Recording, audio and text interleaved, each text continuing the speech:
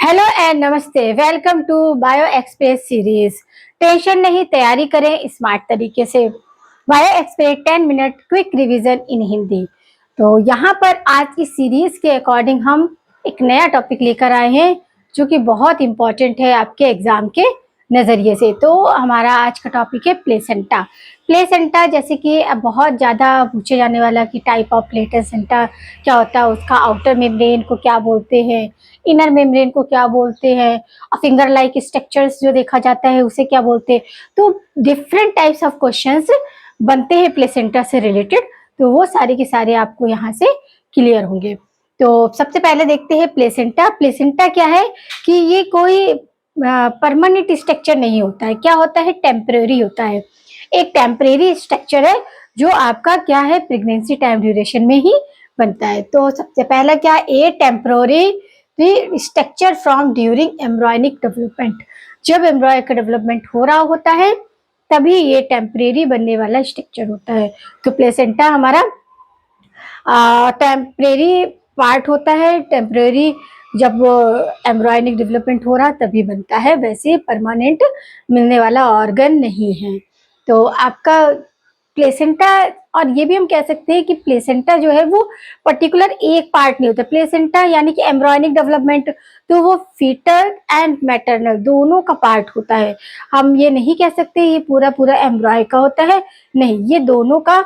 जैसे कि देखिए कंडीशन क्या है ह्यूमन बीइंग का, देखते हैं। ये आपका क्या है और ये आपका फीटस है। तो ये इस तरह का हमारा ये, तो ये कंडीशन होती है। ये क्या होता है, यूटेरस टिश्यू होते हैं, जिससे कि ये डायरेक्ट एम्ब्रॉय जो है वो आपके क्या होता है, आपके यूटेरस टिश्यू से नहीं जुड़ा रहता है। किससे जुड़ा रहता है? ये अम्बिलिकल कॉर्ड से जुड़ा रहता है। एम्ब्रॉय की अम्बिलिकल कॉर्ड जो है वो किससे जुड़ी होती है? यूटेरस टिश्यू से। तो समझ आया आपको कि ये कंडीशन होती है। इसलिए हम ये नहीं कह सकते कि प्लेसेंटा जो है वो पूरा मदर का पार्ट होता है या एम्ब्रॉय का। ये दोनों का ही होता है। क्यों? क्योंकि ये वो कंडीशन होती है जहाँ पर एक दूसरे को नरिशमेंट भी दिया जाता है और वहाँ पर आपका गैसेस एक्सचेंज भी होता है। तो ये no whole full part of mother या बेबी, ये दोनों का ही कनेक्टिव लिंक होता है। तो प्लेसेंटा का पार्ट हम देख सकते हैं, मैटरनल पार्ट जो होता है यानी कि मदर का, वो यूटेराइन टिश्यू, और आपका फीटर पार्ट में क्या होता है? कार्यान होता है। तो ये आपसे प्लेसेंटा के दो पार्ट देखने को मिलते हैं। प्लेसेंटा सबसे पहले तो प्लेसेंटा क्या है आपका, ये एक टेम्परेरी स्ट्रक्चर है जो कि आपके एम्ब्रॉयनिक डेवलपमेंट के टाइम ही डेवलप होती है। और साथ ही इसको हम पूरी तरह से मदर का पार्ट भी नहीं कह सकते और आपका एम्ब्रॉय का भी नहीं कह सकते। ये दोनों का ही लिंक होता है, क्योंकि दोनों में ही क्या होता है, फीटस को आपके मदर के नरिश से ही नरिशमेंट प्रोवाइड होता है। तो ये क्या होता है, यूटेराइन जो टिश्यू होते हैं वो एम्ब्रॉय के अम्बिलिकल कॉर्ड से कनेक्ट रहते हैं। डायरेक्ट ये भी नहीं कनेक्ट होता है कि डायरेक्ट जो एम्ब्रॉय है वो डायरेक्ट टिश्यू से कनेक्ट नहीं, वो एम्ब्रिकल कॉर्ड से ही आपका यूटेरल टिश्यू से कनेक्ट रहता है। तो फीटर पार्ट आपका कैरियर। अब इस तरह देखिए इनका फंक्शन क्या होता है प्लेसेंटा का। एक तो होता है आपका नरिशमेंट, किसको? फीटस को। गैसीय एक्सचेंज ये भी होता है। फिर हार्मोन्स रिलीज होते हैं। अब यहाँ पर जो है, यहाँ पर देखो देखने वाली बात है कि यहाँ पर जो हार्मोन्स होते हैं कि आपके 5 टाइप ऑफ हार्मोन्स देखने को मिलते हैं। कितने? 5 टाइप ऑफ। अब जो 3 है आपका HGC, HPL और रिलैक्सिन, ये आपको ड्यूरिंग प्रेगनेंसी टाइम ही। और फिर आपका एस्ट्रोजेंस है, ये तो क्या है, ये तो हमेशा से ही क्या होते हैं, रिलीज होते रहते हैं। बट आपका क्या है कि प्रोस्टेजॉन ये जो है ये आपके हमेशा रिलीज होने वाले हैं। बट प्रेगनेंसी डे टाइम में आपका HGC, HPL, रिलैक्सिन, ये 3 हार्मोन जो है वो आपको ड्यूरिंग प्रेगनेंसी के टाइम ही देखने को। रिलैक्सिन जो है, इसमें एक और इम्पॉर्टेंट बात है कि जो रिलैक्सिन है वो प्लेसेंटा और ओवरी दोनों से सीक्रेट होता है। ये भी आपको याद रखना है।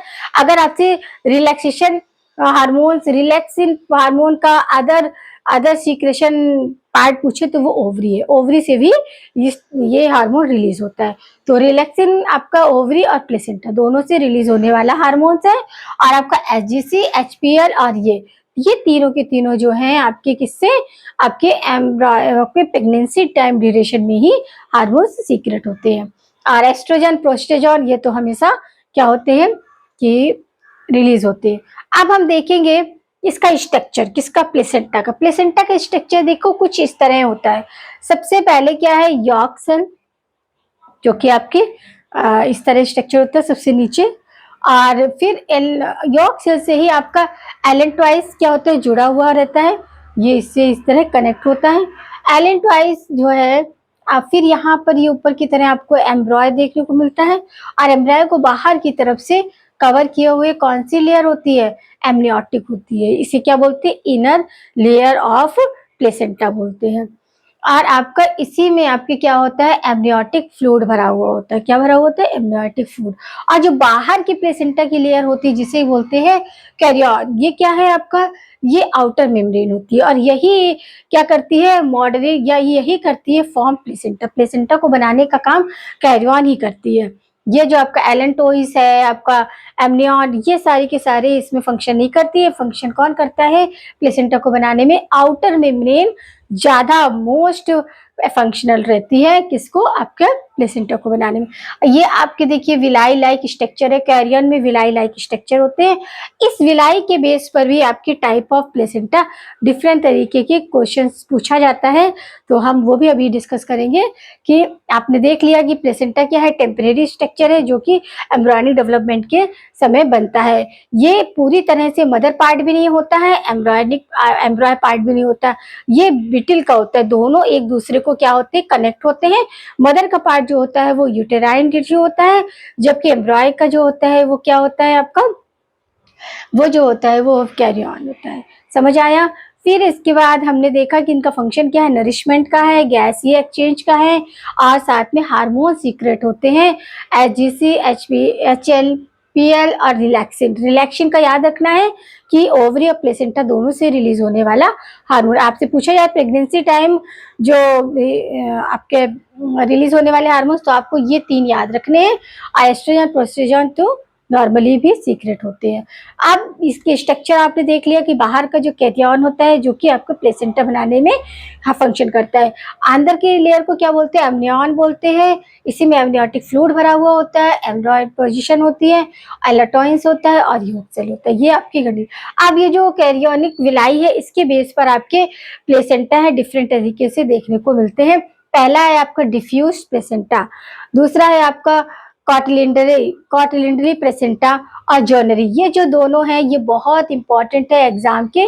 जॉनरी प्लेसेंटा भी बहुत पूछा जाता है और कॉटिलिंडरी प्लेसेंटा भी पूछा जाता है।